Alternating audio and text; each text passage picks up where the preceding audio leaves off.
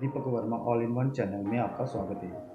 आज जो मैं वीडियो लेके आया हूँ वो वीडियो है कि आप अपना पुराना वाटर टैंक को निकाल के नया वाटर टैंक किस तरीके से फिट कर सकते हो। अगर हमारी वीडियो अच्छी लगे तो प्लीज़ लाइक करें, शेयर करें, हमारे चैनल को सब्सक्राइब करें ताकि हम कोई भी नई वीडियो डालें तो आप तक पहुँच सके। चलो वीडियो शुरू करते हैं।